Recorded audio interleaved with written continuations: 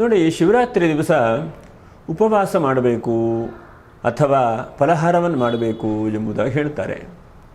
ಈ ಉಪವಾಸ ಹೇಗೆ ಅಥವಾ ನಾವು ಯಾವ ರೀತಿ ಉಪವಾಸ ಮಾಡಿದರೆ ಒಳ್ಳೆಯದಾಗತ್ತೆ ಹೇಳುವುದನ್ನು ಕೂಡ ನಾವು ತಿಳ್ಕೊಳ್ಳುವಂತಹ ಒಂದು ಪ್ರಯತ್ನ ಮಾಡೋಣ. ಉಪವಾಸ ಅಂತಂದರೆ ಅಂತಂದರೆ ಹತ್ತಿರ ಹೇಳುವಂಥ ಅರ್ಥ, ಹತ್ತಿರದಲ್ಲಿ ನಾವು ವಾಸ ಮಾಡುವುದು ಹೇಳುವಂಥ ಒಂದು ಅರ್ಥ. ಮತ್ತು ಎರಡನೇದಾಗಿ ಶರೀರವನ್ನು ಕಂಟ್ರೋಲ್ ಮಾಡಲಿಕ್ಕೆ ಬಹಳ ಮುಖ್ಯವಾಗಿ ಉಪವಾಸದಿಂದ ಇದ್ದರೆ ಬಹಳ ಅನುಕೂಲ ಹೇಳುವಂಥದ್ದು ಋಷಿಮುನಿಗಳ ಒಂದು ಮಾತು. ಅದಕ್ಕೆ ದೇವಿ ಭಾಗವತದಲ್ಲಿ ಒಂದು ಕಡೆಗೆ ಬರುತ್ತೆ, ನಿರಾಹಾರವು ಯಥಾತ್ಮಾನವು ತನ್ಮನಸ್ಕವು ಸಮಾಹಿತವು ಎಂಬುದಾಗಿ ಒಂದು ದೇವಿ ಭಾಗವತದಲ್ಲಿ ಬರುತ್ತದೆ. ಅರ್ಥ ಏನಂತಂದರೆ, ನೋಡಿ, ನಾವು ಏನೇ ಪೂಜೆ ಪುನಸ್ಕಾರಗಳನ್ನು ಮಾಡಲಿ, ಅಂತಹ ಪೂಜೆ ಪುನಸ್ಕಾರವನ್ನು ಮಾಡುವಾಗ ಆದಷ್ಟು ಶುದ್ಧವಾದಂಥ ಆಹಾರಗಳು, ಅದರ ಜೊತೆಯಲ್ಲಿ ನಮ್ಮ ಶರೀರವು ಹಗುರವಾಗಿರಬೇಕು ಹೇಳುವಂತಹ ಬಹಳ ಮುಖ್ಯವಾದಂಥ ಉದ್ದೇಶ. ಯಾಕಂದರೆ ನಾವು ತಿನ್ನಂತಹ ಆಹಾರಗಳು ಬಹಳ ಸೂಕ್ಷ್ಮ ರೀತಿಯಾಗಿ ಬುದ್ಧಿಯಾಗಿ ಪರಿವರ್ತನೆ ಆಗ್ತದೆ. ಹಾಗಾಗಿ ನಾವು ಶುಚಿಯಾದಂಥ ಆಹಾರವನ್ನು ಸ್ವೀಕಾರ ಮಾಡುವ ಮಾತ್ರದಿಂದ, ಅದರ ಜೊತೆಯಲ್ಲಿ ಪೂಜೆ ಪುನಸ್ಕಾರಗಳನ್ನು ಮಾಡುವಾಗ ಎಷ್ಟು ಸಾಧ್ಯ ಆಗುತ್ತೋ ಅಷ್ಟು ಉಪವಾಸವಾಗಿದ್ದರೆ ಬಹಳ ಒಳ್ಳೆಯದು ಹೇಳುವಂಥದ್ದು. ಆದರೆ ಇತ್ತೀಚಿನ ಕಾಲದಲ್ಲಿ ಅನೇಕ ರೀತಿಯಾದಂತಹ ಕಾಯಿಲೆಗಳು, ತೊಂದರೆ ಹೀಗೆಲ್ಲ ಇರುತ್ತೆ. ಏನಾದರೂ ಊಟವನ್ನು ಉಪಹಾರವನ್ನು ಮಾಡಿಕೊಂಡೇ ಮಾತ್ರ ತೆಗೆದುಕೊಳ್ಬೇಕು ಇಂತಹ ಪರಿಸ್ಥಿತಿ. ಅಂತಹ ಪರಿಸ್ಥಿತಿ ಇದ್ದವರಿಗೆ ಯಾವುದೇ ರೀತಿಯಾದಂತಹ ಅಡಚಣೆಗಳಾಗಲಿ ಒತ್ತಡಗಳಾಗಲಿ ಇಲ್ಲ.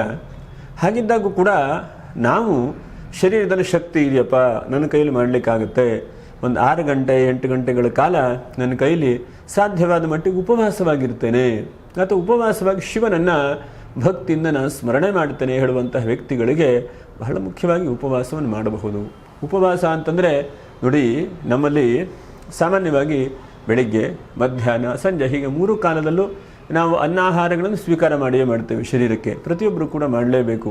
ಶರೀರ ಚೆನ್ನಾಗಿರಬೇಕು ಅಂತಂದರೆ ಸಮಯಕ್ಕೆ ಸರಿಯಾಗಿ ಊಟ, ತಿಂಡಿ, ವ್ಯವಸ್ಥೆ, ವ್ಯಾಯಾಮ, ನಿಯಮಗಳನ್ನು ನಾವು ಮಾಡ್ತಾ ಇರಬೇಕು.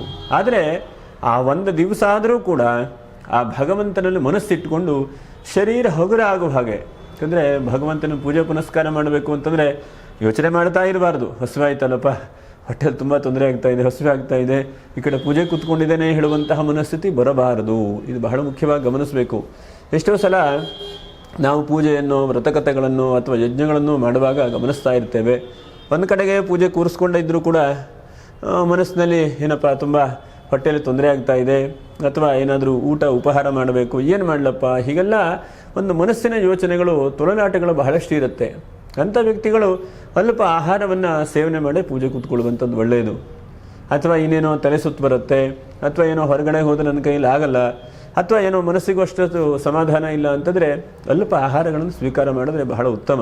ಯಾಕಂದರೆ ನಾವು ಏನೇ ಕೂತ್ಕೊಂಡು ಪೂಜೆ ಮಾಡಿದರೂ ಕೂಡ ಕಾಯ ವಾಚ ಮನಸ ಇದು 3 ಭಗವಂತನ ಕಡೆಗೆ ಇರಬೇಕು. ಈ ತ್ರಿಪುಟಿಗಳು ಇದು 3 ಭಗವಂತನ ಹತ್ರ ಇಲ್ಲ ಅಂತಾದರೆ ನಾವು ಎಷ್ಟೇ ಪೂಜೆ ಮಾಡಿ, ಎಷ್ಟೇ ವ್ರತಕಥೆಗಳನ್ನು ಮಾಡಿ, ಎಷ್ಟೇ ಏನೇ ಮಾಡಿದ್ರೂ ನಮಗೆ ಸರಿಯಾದಂಥ ಫಲಗಳು ಸಿಗುವುದಿಲ್ಲ.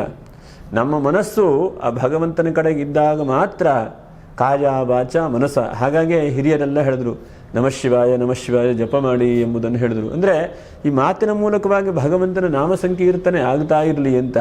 ಹಾಗೆ ಶಾರೀರಿಕವಾಗಿ ಬಿಲ್ವಪತ್ರ ಅರ್ಚನೆಯನ್ನು ಅಥವಾ ಈಶ್ವರನಿಗೆ ರುದ್ರಾಭಿಷೇಕವನ್ನು ಅಥವಾ ಶಿವನಿಗೆ ವಿಶೇಷವಾಗಿ ಭಸ್ಮಾರ್ಚನೆಯನ್ನು ಹೀಗೆ ಶಾರೀರಿಕವಾಗೂ ಆಗ್ತಾ ಇರ್ತದೆ. ಕಾಯ ಶರೀರವೂ ಆಯಿತು, ವಾಚ ಮಾತಿನ ಮೂಲಕವಾಗೂ ಭಗವಂತನಾಯಿತು, ಮಾತಿನಲ್ಲಿ ಬರ್ತಾ ಇದ್ದರೆ ಮನಸ್ಸನ್ನು ಆಟೋಮೆಟಿಕ್ಕಾಗಿ ಶಿವನೇ ತುಂಬಿಕೊಂಡಿರ್ತಾನೆ. ಹಾಗಾಗಿ ಈ ಕಾಯ ವಾಚ ಮನಸ ನಮಗೆ ಭಗವಂತನ ಹತ್ರ ಸರಿಯಾದಂತಹ ಒಂದು ಕ್ರಮವಾಗಿ ಇರಬೇಕು ಅಂತಂದರೆ ನಾವು ಎಷ್ಟು ಸಾಧ್ಯ ಆಗುತ್ತೋ ಅಷ್ಟು ಆ ಭಗವಂತನ ನಾಮಸ್ಮರಣೆ ಮಾಡ್ತಾ, ಭಗವಂತನ ಶ್ರದ್ಧೆಯಿಂದ ಪ್ರಾರ್ಥನೆ ಮಾಡ್ತಾ ಆದಷ್ಟು ಉಪವಾಸ ಮಾಡುವಂಥದ್ದು ಒಳ್ಳೆಯದು. ಶರೀರದಲ್ಲಿ ಶಕ್ತಿ ಇದ್ದರೆ ಉಪವಾಸವನ್ನು ಮಾಡಿ. ಉಪವಾಸ ಅಂತಂದರೆ ಅದೇ ಹೇಳ್ತಾರೆ, ಫಲಹಾರಗಳನ್ನು ಸ್ವಲ್ಪ ಎಷ್ಟು ಸಾಧ್ಯ ಆಗುತ್ತೋ 1-2 ಬಾಳೆಹಣ್ಣು ತಿನ್ನುವಂತಹ ಒಂದು ಪ್ರಯತ್ನ. ಎಷ್ಟೋ ಸಲ ಉಪವಾಸ ಮುಗಿದ ತಕ್ಷಣವೇ ಊಟ ಮಾಡುವಂಥದ್ದು ಅಲ್ಲ, ನಿಧಾನವಾಗಿ ನಮ್ಮ ಶರೀರದ ಪ್ರಕೃತಿಯನ್ನು ಕೂಡ ನಾವು ಗಮನದಲ್ಲಿ ಇಟ್ಟುಕೊಂಡು. ಯಾಕಂದರೆ ಭಗವಾನ್ ಸದ್ಗುರು ಶ್ರೀಧರ ಸ್ವಾಮಿಗಳು ಒಂದು ಕಡೆ ಹೇಳ್ತಾರೆ, ಏನೇ ನೀವು ಉಪಾಸನೆಯನ್ನು, ಅನುಷ್ಠಾನವನ್ನು, ಪೂಜೆ ಕ್ರಮಗಳನ್ನು ಮಾಡಿ ಶರೀರ ಮಾಧ್ಯಮ ಕಲು ಧರ್ಮ ಸಾಧನಂ ಎಂಬುದಾಗಿ ಹೇಳ್ತಾರೆ. ಹೀಗೆ ನಮ್ಮ ಶರೀರ ಹೇಳುವಂಥದ್ದು ಒಂದು ಮಾಧ್ಯಮ. ಈ ಶರೀರ ಇಲ್ಲ ಅಂತಾದರೆ ಯಾವುದೇ ಧರ್ಮದ ವ್ಯವಸ್ಥೆಯಲ್ಲಿ ಏನೂ ಪೂಜೆ ಪುನಸ್ಕಾರಗಳನ್ನು ಮಾಡಲಿಕ್ಕಾಗೋದಿಲ್ಲ, ಅಥವಾ ವ್ರತ ನಿಯಮಗಳನ್ನು ಮಾಡಲಿಕ್ಕಾಗಲ್ಲ, ಅಥವಾ ಒಬ್ಬರಿಗೇನೋ ಒಂದು ಉಪಕಾರ ಮಾಡಬೇಕು ಅಂತಂದ್ರೂ ಕೂಡ ಖಂಡಿತ ಆಗಲಿಕ್ಕೆ ಸಾಧ್ಯವೇ ಇಲ್ಲ. ಹಾಗಾಗಿ ಈ ಶರೀರದ ಬಗ್ಗೆನೂ ಕೂಡ ಗಮನವನ್ನಿಟ್ಕೊಂಡು ಯಾವ್ಯಾವ ಸಮಯಕ್ಕೆ ಯಾವ್ಯಾವ ಕಾಲಕ್ಕೆ ಏನೇನು ನಾವು ಮಾಡಬೇಕೋ ಶರೀರಕ್ಕೆ ಅದನ್ನು ಸರಿಯಾದಂಥ ಸಮಯಕ್ಕೆ ಕೊಡ್ತಾ ಒಂದು ವರ್ಷದಲ್ಲಿ ಒಂದು ದಿವಸ ಆದರೂ ಕೂಡ ಆದಷ್ಟು ಉಪವಾಸವಾಗಿ ಎಷ್ಟು ಸಾಧ್ಯ ಆಗುತ್ತೋ ಅವರವರ ಶಕ್ತಿಯಾನುಸಾರವಾಗಿ. ಕೆಲವು ಜನ ನೀರು ಕುಡಿಬಹುದು, ಕೆಲವು ಜನ ಕಾಫಿ ಕುಡಿಬಹುದು, ಕೆಲವು ಜನ ಹಣ್ಣನ್ನು ತಿನ್ನಬಹುದು, ಕೆಲವು ಜನ ಏನಾದರೂ ಸ್ವಲ್ಪ ಲಘುವಾದಂಥ ಉಪಹಾರವನ್ನು ಅವಲಕ್ಕಿಯನ್ನು ಅಥವಾ ಉಪ್ಪಿಟ್ಟನ್ನು ಏನಾದರೂ ತಿನ್ನಬಹುದು. ಹೀಗೆ ಅವರವರ ಶಕ್ತಿಯಾನುಸಾರವಾಗಿ ಶರೀರವನ್ನು ಆದಷ್ಟು ಭಗವಂತನ ಕಡೆ ಕರೆದುಕೊಂಡು ಹೋಗುವಂತಹ ಪ್ರಯತ್ನವನ್ನು ಮಾಡಬೇಕು. ಎಷ್ಟೊತ್ತಿಗೂ ಕೂಡ ನೋಡಿ, ತುಂಬ ಊಟ ಮಾಡಿದ್ರೆ ಏನಾಗುತ್ತೆ, ಶರೀರವು ದೃಢವಾಗ್ತದೆ, ಮತ್ತು ನಿದ್ರೆ ಬರುತ್ತೆ, ಮತ್ತು ಆಸಕ್ತಿ ಹೇಳುವಂತಹದ್ದು ಇರುವುದಿಲ್ಲ ಯಾವುದೆಲ್ಲ ಆದರೂ ಕೂಡ. ಇವತ್ತಿನ ದಿವಸ ತುಂಬ ಹೊಟ್ಟೆ ತುಂಬ ಆಗಿದೆ ಅಂತ ನಿದ್ರೆ ಬಂದುಬಿಡುತ್ತೆ. ಹಾಗಾಗಿ ಪೂಜೆ ಪುನಸ್ಕಾರ ಮಾಡುವಾಗ ನಿದ್ರಾ ತಂದ್ರ ಭಯಂ ಕ್ರೋಧ, ನಿದ್ರೆಯೂ ಕೂಡ ಬರಬಾರ್ದು, ಬಹಳ ಆಕಳಿಕೆಯೂ ಜಾಸ್ತಿ ಬರಬಾರ್ದು. ಮತ್ತು ತಂದ್ರ ಅದರ ನಾವು ಪೂಜೆ ಪುನಸ್ಕಾರವನ್ನು ಮಾಡುವಾಗ ತೂಕಡಿಕೆ ಬರುವಂಥದ್ದು ಇದೆಯಲ್ವ, ಅದು ಕೂಡ ಆಗಬಾರ್ದು. ದೇವರ ವಿಷಯದಲ್ಲಿ ಶ್ರದ್ಧೆಯಿಂದ ಭಕ್ತಿಯಿಂದ ಪ್ರೀತಿಯಿಂದ ಭಗವನ್ ನಾಮಸ್ಮರಣೆ ಮಾಡ್ತಾ ಕಾಯ ವಾಚ ಮನಸ್ಸಿನಿಂದ ಶಿವನನ್ನು ಸದಾ ಕಾಲ ಪೂಜೆ ಮಾಡ್ತಾ ಇರಬೇಕು. ಇಂಥ ಶಿವರಾತ್ರಿಯ ಶುಭವಾದಂಥ ದಿವಸದಲ್ಲಿ ಶಕ್ತಿ ಇದ್ದರೆ ಬೆಳಗ್ಗೆ ಏನಾದರೂ ಲಘುವಾದಂಥ ಉಪಹಾರವನ್ನು ತಿಂದು, ಮಧ್ಯಾಹ್ನ ಏನಾದರೂ ಸ್ವಲ್ಪ ತಿಂದು, ಸಾಯಂಕಾಲದಲ್ಲಿ ಆದಷ್ಟು ಉಪವಾಸವಾಗಿದ್ದು ಮರುದಿವಸ ಬೆಳಗ್ಗೆವರೆಗೂ ಕೂಡ ಜಾಗರಣೆ ಮಾಡಲಿಕ್ಕಾಗತ್ತೆ ನಿಮ್ಮ ಕೈಲಿ ಅಂತಂದರೆ ಶಿವನಾಮಸ್ಮರಣೆ. ಯಾಕಂದರೆ ಶಿವನಿಗೆ ಬಹಳಷ್ಟು ವಿಶೇಷವಾಗಿ ಹೇಳಿದ್ದಾರೆ. ಒಂದನೇದಾಗಿ ನೋಡಿ, ಶಿವನಿಗೆ ರುದ್ರಾಭಿಷೇಕ, ಇದು ಬಹಳ ಮುಖ್ಯವಾಗಿ ಶಿವನಿಗೆ ಹೇಳಿದ್ದಾರೆ. ಎರಡನೇದಾಗಿ ಬಹಳ ಮುಖ್ಯವಾಗಿ ಶಿವನಿಗೆ ಅವನನ್ನು ಭಜನೆ ಮಾಡಬಹುದು. ಶಿವರಾತ್ರಿ ದಿವಸ ಎಷ್ಟಾಗುತ್ತೋ ಭಜನೆ ಮಾಡಬಹುದು. ಮೂರನೇದಾಗಿ ಎಲ್ಲರಿಗೂ ಕೂಡ ಅಷ್ಟೋತ್ತರ ಶತನಾಮ ಸಾಮಾನ್ಯವಾಗಿ ಬಂದೇ ಬರುತ್ತೆ. ಅಷ್ಟೋತ್ತರ ಶತನಾಮ ಹೇಳುವಂಥ ಪ್ರಯತ್ನ ಮಾಡಬಹುದು. ಹಾಗೆ ಅನೇಕ ಶಿವನ ಸ್ತೋತ್ರಗಳಿದ್ದಾವೆ. ಶಿವನಿಗೆ 1, 2, 3 ಸ್ತೋತ್ರಗಳು, 100 ಸ್ತೋತ್ರಗಳಿದ್ದಾವೆ. ಶಿವ ಸಹಸ್ರನಾಮ ಅಂತಿದೆ. ಹೇಗೆ ವಿಷ್ಣು ಸಹಸ್ರನಾಮ ಇದೆಯೋ ಅದೇ ತರಹ ಶಿವ ಸಹಸ್ರನಾಮ ಹೇಳುವಂಥದ್ದಿದೆ. ಅಂತ ಶಿವ ಸಹಸ್ರನಾಮವನ್ನು ಕೂಡ ನಾವು ಪಠನೆ ಮಾಡಬಹುದು. ಅದರ ಜೊತೆಯಲ್ಲಿ ಎಷ್ಟು ಸಾಧ್ಯ ಆಗುತ್ತೋ ಅಷ್ಟು ಶಿವನಿಗೆ ನೋಡಿ ಗಂಗಾಜಲವನ್ನು ಅಭಿಷೇಕ ಮಾಡುವಂಥದ್ದು. ಮತ್ತು 100 ಕಡೆಗೆ ದೇವಸ್ಥಾನಗಳಲ್ಲಿ ಗಂಗಾಜಲವನ್ನು ಅಭಿಷೇಕ ಮಾಡಿಸ್ತಾನೇ ಇರ್ತಾರೆ. ನಾವು ಹೋಗಿ ನಮ್ಮ ಕೈಲಾದಂತಹ ಸೇವೆಯನ್ನು ಮಾಡುವಂತಹದ್ದು. ಅದಕ್ಕೆ ಶಾಸ್ತ್ರಗಳಲ್ಲಿ ಬಹಳ ಮುಖ್ಯವಾಗಿ ಹೇಳ್ತಾರೆ, 3 ಕ್ರಮದಲ್ಲಿ ನಾವು ಮಾಡಬಹುದು ಅಂತ. ಗೃಹಸ್ಥರಾದಂಥವರು, ಬ್ರಹ್ಮಚಾರಿಗಳಾದಂತಹ ವ್ಯಕ್ತಿಗಳು ಏನಂತಂದರೆ ಸ್ವಗೃಹೇ ಫಸ್ಟ್ ಏನೇ ಮಾಡ್ತೀರಾ, ನಿಮ್ಮ ಮನೆಯಲ್ಲಿ ಫಸ್ಟ್ ಆಚರಣೆ ಮಾಡಿಕೊಡಿ.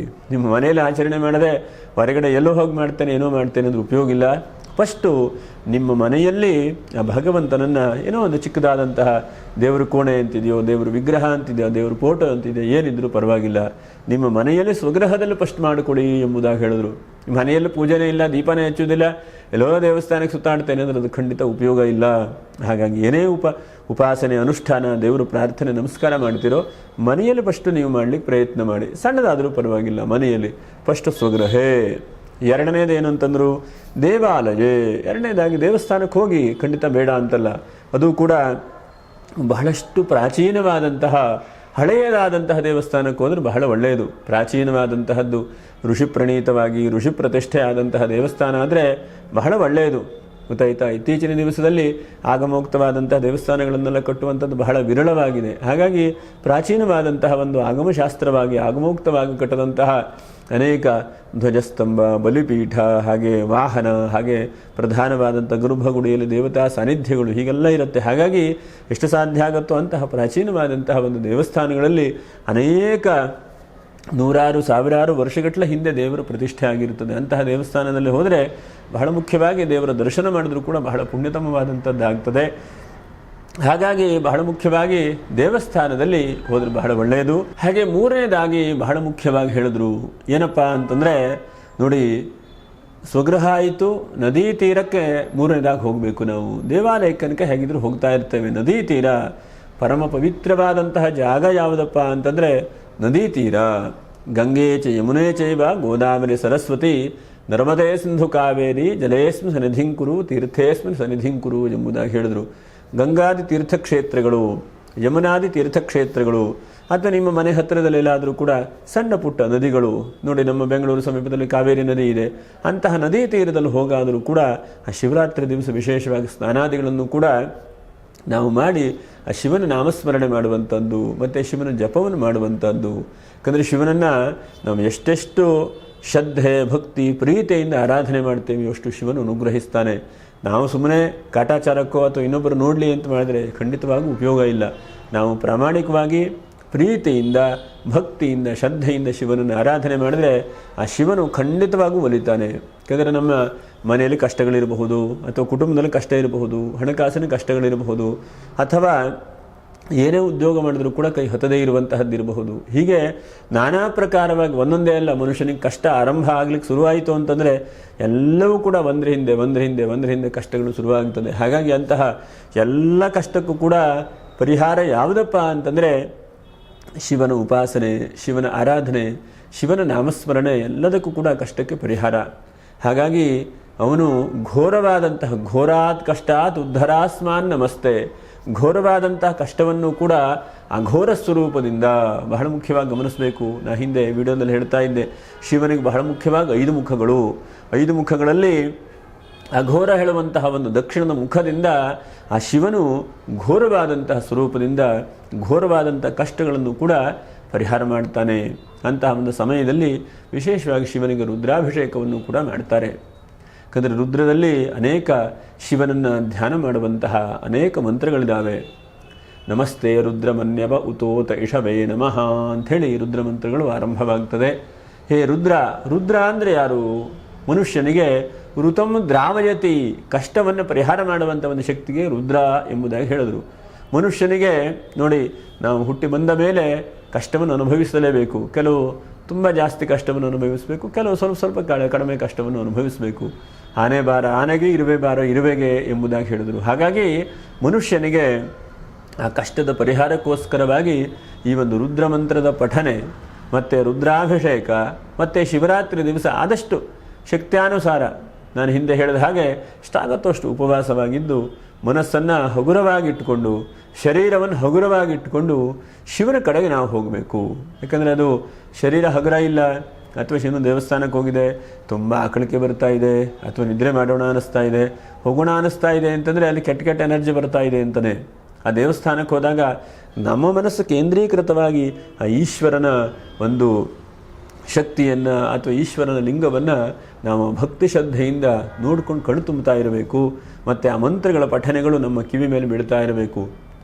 ಏನು ಆ ತರಂಗಗಳಿದೆಯೋ, ಮಂತ್ರದ ಶಕ್ತಿಗಳು, ಮಂತ್ರದ ತರಂಗಗಳು ನಮ್ಮ ಕಿವಿ ಮೇಲೆ ಬೀಳ್ತಾ ಇರಬೇಕು. ಎಷ್ಟೋ ಸಲ ಏನಾಗುತ್ತೆ, ನಮಗೆ ಪುರುಸತ್ತಿಲ್ಲ, ಬೇರೆ ಎಲ್ಲದಕ್ಕೂ ಕೂಡ ಪುರುಸತ್ತಿರುತ್ತೆ ನಮಗೆ, ಬೇರೆ ಎಲ್ಲ ಕೆಲಸಕ್ಕೆ. ಆದರೆ ನೋಡಪ್ಪ, ಉದ್ಯೋಗ ಸಿಗಲಿಲ್ಲ, ಪ್ರತಿನಿತ್ಯವೂ ಕೂಡ ಒಂದು 48 ದಿವಸ ಹೋಗಿ ಶಿವನಿಗೆ ನಮಸ್ಕಾರ ಮಾಡುವಂಥದ್ದು ಅದಕ್ಕೆ ಪುರುಸತ್ತಿಲ್ಲ. ನಮಗೆ ಒಂದು ದಿವಸಕ್ಕೆ ಆಗಿಬಿಡಬೇಕು. ಈ ಕ್ಷಣಕ್ಕೆ ನಾವು ದೇವಸ್ಥಾನಕ್ಕೋ ಕೈ ಮುಗಿತಾ ಇದ್ದಂತೆ ಆ ಕಡೆಯಿಂದ ನಮ್ಮ ಕೆಲಸ ಆಗಿಬಿಡಬೇಕು. ಆದರೆ ಈ ಮನುಷ್ಯನ ಕರ್ಮ ಹೇಗೆ ಅಂತಂದರೆ ಅಷ್ಟು ಬೇಗನೆ ಯಾವುದೂ ಸವೆದು ಹೋಗುವುದಿಲ್ಲ. ಇವತ್ತು ನಾನು ಮಾಡಿದ್ದೇನೆ ಅಂತಂದರೆ ಇವತ್ತೇ ಖಂಡಿತವಾಗೂ ರಿಸಲ್ಟ್ ಸಿಗೋದಿಲ್ಲ, ನಾಳೆಗೂ ಖಂಡಿತವಾಗೂ ರಿಸಲ್ಟ್ ಸಿಗೋದಿಲ್ಲ. ಅದೆಲ್ಲ ಕಾಲವಾಗಿ ಸಮಯ ತೆಗೆದುಕೊಂಡು ಹಂತವಾಗಿ ನಿಧಾನವಾದಂತಹ ಒಂದು ಪ್ರಕ್ರಿಯೆಯಾಗಿ ನಮ್ಮ ಕರ್ಮಗಳು ತೊಳೆದು ಹೋಗಬೇಕು. ನಮ್ಮ ಕರ್ಮಗಳು ಇದ್ದಲ್ಲಿವರೆಗೂ ಕೂಡ ಒಳ್ಳೆ ರೀತಿಯಾದಂಥ ಶುಭವಾದಂಥ ಫಲಗಳು ಸಿಗುವುದಿಲ್ಲ. ಹಾಗಾಗಿ ನಾವು ಏನೇ ಪೂಜೆ ಪುನಸ್ಕಾರಗಳನ್ನು ಮಾಡಿದ್ರೂ ಕೂಡ ಚಿತ್ತಶುದ್ಧಿಗೋಸ್ಕರವಾಗಿ ಸಂಕಲ್ಪ ಸಮೇತವಾಗಿ ಪೂಜೆಗಳನ್ನು ಮಾಡಬೇಕು. ತನ್ಮೂಲಕವಾಗಿ ಈ ಕ್ಷಣಕ್ಕೆ ಆಗಲಿಲ್ಲ ಅಂಥೇಳಿ ಫಲ ಇಲ್ಲ ಹೇಳುವಂಥದ್ದು ಅರ್ಥ ಅಲ್ಲ. ನಾವು ತಿನ್ನಂತಹ ಅನ್ನ ಆಹಾರಗಳೇ ರಕ್ತವಾಗಿ ಪರಿಣಾಮ ಆಗಲಿಕ್ಕೆ ಸಾಕಷ್ಟು ದಿವಸಗಳು ಬೇಕಾಗತ್ತೆ. ಹಾಗಿದ್ದಾಗ ನಮ್ಮ ದೊಡ್ಡದಾದಂತಹ ಬೆಟ್ಟದಾಗಿರುವಂತಹ ಕಷ್ಟಗಳು, ಒಂದು ದಿವಸ ನಾನು ಹೋಗಿದ್ದೇನೆ, ಈಶ್ವರನಿಗೆ ಕೈ ಮುಗಿದಿದ್ದೇನೆ, ಬಂದ ತಕ್ಷಣ ನನಗೆ ಕೆಲಸ ಆಗಬೇಕು ಅಂದರೆ ಖಂಡಿತವಾಗೂ ಆಗುವುದಿಲ್ಲ. ಹಾಗೆ ನಮ್ಮ ಸನಾತನವಾಗಿ ಅದಕ್ಕೆ ಹೇಳಿದ್ರು, ಒಂದು ಮಂಡಲ ಕಾಲ ಮಾಡು, ಅಥವಾ ಒಂದು 21 ದಿವಸಗಳ ಕಾಲ ಮಾಡು, ಅಥವಾ ಒಂದು 6 ತಿಂಗಳ ಕಾಲ ಮಾಡು, ಅಥವಾ 1 ವರ್ಷಗಳ ಕಾಲ ಮಾಡು ಎಂಬುದಾಗಿ ಹೇಳಿದರು. ಅರ್ಥ ಏನು? ನಾವು ನಿರಂತರವಾಗಿ ಆ ದೇವತಾ ಆರಾಧನೆ, ತಪಸ್ಸು, ಜಪ, ಅನುಷ್ಠಾನಗಳನ್ನು ಮಾಡ್ತಾ ಇದ್ದ ಹಾಗೆ ನಮ್ಮ ಮನಸ್ಸು ಕೂಡ ಪಕ್ವವಾಗುತ್ತೆ. ಅದರ ಜೊತೆಗೆ ನಮ್ಮಲ್ಲಿರುವಂತಹ ಕೆಟ್ಟ ಎನರ್ಜಿಗಳು, ಕೆಟ್ಟ ದೋಷಗಳು, ತೊಂದರೆಗಳು ಪರಿಹಾರವಾಗಿ ಒಳ್ಳೆ ರೀತಿಯಾದಂಥ ಬೆಳಕು ಬರಲಿಕ್ಕೆ ಸಾಧ್ಯವಾಗುತ್ತೆ. ಬೆಳಕು ಹೇಗೆ ಬರುತ್ತೆ ಅಂತಂದರೆ, ಕತ್ತಲೆ ಹೇಳುವಂಥದ್ದು ಬೆಳಕಿನ ಅಭಾವವೇ ಕತ್ತಲೆ ಅಲ್ವಾ? ಹಾಗಾಗಿ ಅಂತಹ ಆ ಕತ್ತಲೆ ಹೇಳುವಂಥದ್ದು, ಕಷ್ಟ ಹೇಳುವಂಥದ್ದು ಜೀವನದಲ್ಲಿ ಆವರಿಸಿದಾಗ ಅದಕ್ಕೆ ನಮಗೆ ಆ ದಿವ್ಯ ಜ್ಯೋತಿ ಬರಬೇಕು, ಅಥವಾ ಜೀವನದಲ್ಲಿ ಏನೋ ಒಂದು ಬದಲಾವಣೆ ಆಗಬೇಕು ಅಂತಂದರೆ ಅದಕ್ಕೆ ಶಿವನ ಉಪಾಸನೆ, ಶಿವನ ಆರಾಧನೆ, ಶಿವನನ್ನು ಭಕ್ತಿಯಿಂದ ಸ್ಮರಣೆ ಮಾಡಿದರೆ ಎಲ್ಲ ಕಷ್ಟಗಳು ಕೂಡ ಪರಿಹಾರ ಆಗುತ್ತೆ. ಇನ್ನು ಎಷ್ಟೆಷ್ಟೋ ಜನ ಇರ್ತಾರೆ, ನನಗೆ ಬಹಳ ದರಿದ್ರತನ ಸ್ವಾಮಿ, ಕೈಲೇ ದುಡ್ಡು ನಿಲ್ಲಲ್ಲ ಅಥವಾ ಯಾವುದೂ ಅನುಕೂಲ ಆಗೋದಿಲ್ಲ, ಹೀಗೆಲ್ಲ ಪ್ರತಿ ಕ್ಷಣವೂ ಕೂಡ ಯೋಚನೆ ಮಾಡ್ತಾ ಇರ್ತಾರೆ. ಆದರೆ ನಾವು ಆ ಭಗವಂತನ ಮೇಲೆ, ಹಿಂದಿನವರು ಹೇಳ್ತಾ ಇದ್ರು ನೋಡಿ, ಭಗವಂತನ ಮೇಲೆ ಭಾರ ಹಾಕಿ ಕೆಲಸ ಮಾಡಪ್ಪ ಅಂತ ಹೇಳ್ತಾ ಇದ್ರು ಹಿಂದಿನವರು. ನೀವು ಕೂಡ ಸಾಕಷ್ಟು ಜನ ಹೇಳುವುದನ್ನು ಕೇಳಿರ್ತೀರಿ ನೀವು. ಅರ್ಥ ಏನು? ಆ ಭಗವಂತನ ಮೇಲೆ ಭಾರ ಹಾಕು ಅಂತಂದ್ರೆ ಅರ್ಥ ಎಲ್ಲವನ್ನು ಕೂಡ ಅವನ ಮೇಲೆ ನೀನು ಆ ಜವಾಬ್ದಾರಿಯನ್ನು ಕೊಡು, ನೀನು ಕರ್ತವ್ಯವನ್ನು ಮಾತ್ರ ಮಾಡು ಎಂಬುದಾಗಿ. ಹಿಂದೆ ನಾವು ಭಗವದ್ಗೀತೆ ವಿಶೇಷವಾದಂಥ ಸಂಚಿಕೆಯಲ್ಲಿ ಹಿಂದೆ ಕೇಳಿದ್ದೇವೆ. ಆ ಕೃಷ್ಣ ಭಗವಂತನು ಹೇಳ್ತಾನೆ, ಕೃಷ್ಣ, ಹೇ ಅರ್ಜುನ, ನಿನ್ನ ಕರ್ತವ್ಯವನ್ನು ನೀನು ಮಾಡು. ನಮ್ಮ ಕರ್ತವ್ಯವನ್ನು ನಾವು ಸರಿಯಾಗಿ ಮಾಡಿದ್ರೆ ಖಂಡಿತವಾಗುವ ಪರಮೇಶ್ವರನು ಫಲವನ್ನು ಕೊಟ್ಟೇ ಕೊಡ್ತಾನೆ. ನಾವು ಕರ್ತವ್ಯವನ್ನು ಮಾಡುವಾಗ ನಮಗೆ ದ್ವಂದ್ವ ಸ್ವಭಾವ ಇರುತ್ತೆ, ಇದಾಗುತ್ತೋ ಬಿಡುತ್ತೋ, ಹೋಗಲೋ ಏನು ಮಾಡಲಿ. ಹಾಗೆ ಇಂತಹ ದ್ವಂದ್ವ ಸ್ವಭಾವ ಇದ್ದಾಗ ಖಂಡಿತವಾಗೂ ಕೂಡ ಒಳ್ಳೆ ರೀತಿಯಾದಂಥ ಫಲ ಮನುಷ್ಯನಿಗೆ ಸಿಗಲಿಕ್ಕೆ ಸಾಧ್ಯ ಇಲ್ಲ. ಹಾಗಾಗಿ ನೀವು ಏನೇ ಮಾಡಿ ಒಳ್ಳೆ ರೀತಿಯಾದಂಥ ಭಗವಂತನ ನಾಮಸ್ಮರಣೆ, ಒಳ್ಳೆ ರೀತಿಯಾದಂಥ ಪ್ರಾರ್ಥನೆ, ಒಳ್ಳೆ ರೀತಿಯಾದಂಥ ನಮಸ್ಕಾರವನ್ನು ಭಗವಂತನಿಗೆ ಸಮರ್ಪಣೆ ಮಾಡ್ತಾ, ಮಮ, ಇದು ನನ್ನದಲ್ಲ ಭಗವಂತ, ನಿನ್ನ ಅನುಗ್ರಹದಿಂದ ಉಂಟಾಗ್ತಾ ಇದೆ, ಆದರೆ ನನ್ನ ಕರ್ತವ್ಯವನ್ನು ನಾನು ಪ್ರಾಮಾಣಿಕವಾಗಿ ಮಾಡ್ತಾ ಇದ್ದೇನೆ. ನಾವು ಕರ್ತವ್ಯವನ್ನು ಚೆನ್ನಾಗಿ ವಿದ್ಯಾರ್ಥಿ ಓದಬೇಕು, ಚೆನ್ನಾಗಿ ಎಕ್ಸಾಮನ್ನು ಬರೀಬೇಕು, ಅದು ಎರಡು ಕೆಲಸ ಅವನು ವಿದ್ಯಾರ್ಥಿಯ ಕೆಲಸ. ಮುಂದಿನ ಕೆಲಸ ಏನು? ಭಗವಂತ ಒಳ್ಳೆ ರೀತಿಯಾಗಿ ನೀವು ಬರೆದ್ರೆ ಖಂಡಿತವಾಗೂ ಮಾರ್ಕ್ಸ್ ಕೊಡ್ತಾನೆ, ಪಾಸಾಗತ್ತೆ, ಮುಂದೆ ಮುಂದೆ ಮೆಟ್ಟಿಲು ಹತ್ತಿ ಹೋಗ್ತೀರಿ ನೀವು. ಹಾಗಾಗಿ ಆ ಮೆಟ್ಟಿಲು ಹತ್ತಿ ಹೋಗಬೇಕು ಅಂತಂದರೆ ನಿಮ್ಮ ಪ್ರತಿ ಕ್ಷಣವೂ ಕೂಡ ದ್ವಂದ್ವ ಸ್ವಭಾವ, ನಾ ಎಕ್ಸಾಮಿಗೆ ಹೋಗಲೋ ಬಿಡಲೋ, ಫೇಲ್ ಆಗ್ತೇನೋ ಏನೋ, ಹೀಗೆ ನೂರಾರು ನಮ್ಮ ತಲೆ ಒಳಗಡೆ ಜಂಜಾಟಗಳು ಬಂದರೆ ಖಂಡಿತವಾಗೂ ಕೂಡ ಆ ಮನುಷ್ಯನು ಮೇಲ್ಮಟ್ಟಕ್ಕೆ ಹೋಗ್ಲಿಕ್ಕೆ ಸಾಧ್ಯ ಇಲ್ಲ, ಉತ್ತೀರ್ಣನಾಗಲಿಕ್ಕೂ ಸಾಧ್ಯ ಇಲ್ಲ, ಪುನಃ ಅಲ್ಲೇ ಬಿದ್ದುಕೊಂಡಿರ್ತಾನೆ. ಹಾಗಾಗಿ ನಾವು ಆ ಭಗವಂತನಲ್ಲಿ ದೃಢವಾದಂತಹ ಸಂಕಲ್ಪ, ದೃಢವಾದಂಥ ನಿಶ್ಚಯವಾದಂಥ ವಿಶ್ವಾಸ, ಮತ್ತು ಆ ಭಗವಂತನು ಆತ್ಮನೇ ಪರಮಾತ್ಮನ ಸ್ವರೂಪ, ಪರಮಾತ್ಮನ ಆತ್ಮನ ಸ್ವರೂಪ ಹೇಳುವಂತಹ ಆ ಒಂದು ಏಕೀಕೃತವಾದಂಥ ಭಾವನೆಯಿಂದ ನಾವು ಭಗವಂತನ ಪೂಜೆ ಮಾಡಬೇಕು. ನೋಡಿ, ಎಲ್ಲೂ ಕೂಡ ಹೇಗೆ ಅಂತ ದೊಡ್ಡದಾದಂತಹ ಒಂದು ಕೆಂಡ ಇದೆ, ಆ ಕೆಂಡದಿಂದ ಕಿಡಿಗಳು ಸಣ್ಣ ಸಣ್ಣ ಸಣ್ಣ ಸಣ್ಣದ ಹಾರಿ ಹೊರಗಡೆ ಹೋಗಿದೆ. ಅಂತಹ ಕಿಡಿಗಳೇ ನಮ್ಮ ಶರೀರ ಒಳಗಡೆ ಇರುವಂತಹ ಜೀವಾತ್ಮದ ಸ್ವರೂಪ. ಹಾಗಾಗಿ ಅಂತಹ ಜೀವಾತ್ಮನ ಪರಮಾತ್ಮನ ಕಡೆಗೆ ಹೋಗುವಂತಹ ಒಂದು ಮಾರ್ಗವೇ ಉಪಾಸನಾ ಮಾರ್ಗ, ಅನುಷ್ಠಾನ ಮಾರ್ಗ, ಮತ್ತು ಪ್ರಾಮಾಣಿಕವಾದಂತಹ ತಪಸ್ಸಿನ ಮಾರ್ಗ. ಯಾಕಂದರೆ ತಪಸ್ಸನ್ನು ನೀವು ಮಾಡ್ತಾ ಮಾಡ್ತಾ ಹೋದಂತೆ ಭಗವಂತನು ಹತ್ತಿರ ಬರ್ತಾ ಇರ್ತಾನೆ. ಹಾಗಾಗಿ ಒಂದೊಂದೇ ಸ್ಟೆಪ್ಪು ಇದೆಲ್ಲ. ಉಪವಾಸ ಮಾಡಬೇಕು ಅಂತಂದರು, ಉಪವಾಸ ಮಾಡದೇ ಇದ್ರೆ ಮಾಡಲಿಕ್ಕೆ ಆಗೋದಿಲ್ವ? ಖಂಡಿತವಾಗೂ ಆಗತ್ತೆ. ಮನಸ್ಸನ್ನು ಕೇಂದ್ರೀಕೃತವಾಗಿ ಶರೀರವನ್ನು ಹತೋಟಿಯಾಗಿ ಇಟ್ಟುಕೊಂಡು ನಿಗ್ರಹವಾಗಿ ಇಟ್ಕೊಂಡ್ರೆ ಎಲ್ಲವೂ ಕೂಡ ಸಾಧ್ಯವಾಗುತ್ತೆ. ಆದರೆ ನಾವು ಬೇಸಿಕ್ಕಾಗಿ ಏನೇನು ಮಾಡಬೇಕು, ಯಾಕಂದರೆ ಇದಕ್ಕೆಲ್ಲ ಒಂದಷ್ಟು ನಿಯಮಗಳಿದ್ದಾವೆ, ಧರ್ಮಶಾಸ್ತ್ರ ನಿಯಮಗಳು ಅಂತ. ಅದು ನಾವು ಮಾಡಿದ್ದು ಇನ್ನೊಬ್ಬರು ಮಾಡಿದ್ದು ಅಲ್ಲ.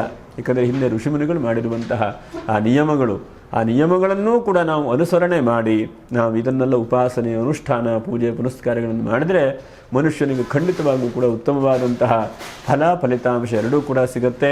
ಹಾಗಾಗಿ ಆ ಶಿವನ ಅನುಗ್ರಹದಿಂದ ವಿಶೇಷವಾಗಿ 15ನೇ ತಾರೀಕು ಶಿವರಾತ್ರಿ ಮಹೋತ್ಸವ ಇದೆ. ಹಾಗಾಗಿ ನಮ್ಮೆಲ್ಲರಿಗೂ ಕೂಡ ಶಿವನು ಒಳ್ಳೆಯದು ಮಾಡಲಿ.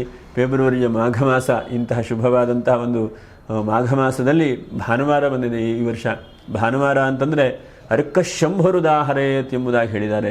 ಅಂದರೆ ಶಿವನೂ ಒಂದೇ, ಸೂರ್ಯನೂ ಒಂದೇ, ಹೀಗೆ ಶಾಸ್ತ್ರಗಳಲ್ಲಿ ಹೇಳ್ತದೆ. ಹಾಗಾಗಿ ಯಾರಿಗೆ ಆರೋಗ್ಯ ತೊಂದರೆ ಇದೆಯೋ ಅಥವಾ ಮಾನಸಿಕವಾದಂಥ ತೊಂದರೆ ಇದೆಯೋ ಅಥವಾ ಏನೇನು ಕಷ್ಟಗಳಿದೆಯೋ, ಯಾಕಂದರೆ ಒಬ್ಬೊಬ್ಬರಿಗೆ ಒಂದೊಂಥರ ಕಷ್ಟಗಳಿರುತ್ತೆ ಮನುಷ್ಯನಿಗೆ. ಹಾಗಾಗಿ ಅಂತಹ ಎಲ್ಲ ಕಷ್ಟವನ್ನು ಕೂಡ ಪರಮೇಶ್ವರನು ಪರಿಹಾರ ಮಾಡಿ ಆ ಸದ್ಯೋಜಾತಾದಿ ಪಂಚಬ್ರಹ್ಮರು ಕೂಡ ನಿಮಗೆ ಅನುಗ್ರಹವನ್ನು ಉಂಟು ಮಾಡಿ ಆ ಶಿವನ ಅನುಗ್ರಹದಿಂದ ಲೋಕಕ್ಕೆ ಮಂಗಲವಾಗಲಿ, ಪರಮಾತ್ಮನ ಆಶೀರ್ವಾದ ಎಲ್ಲರಿಗೂ ಕೂಡ ಸಿಗಲಿ ಅಂತ ಹೇಳ್ತಾ ಮುಂದಿನ ವಿಡಿಯೋದಲ್ಲಿ ಮತ್ತೆ ಭೇಟಿ ಮಾಡೋಣ. ನಮಸ್ಕಾರ.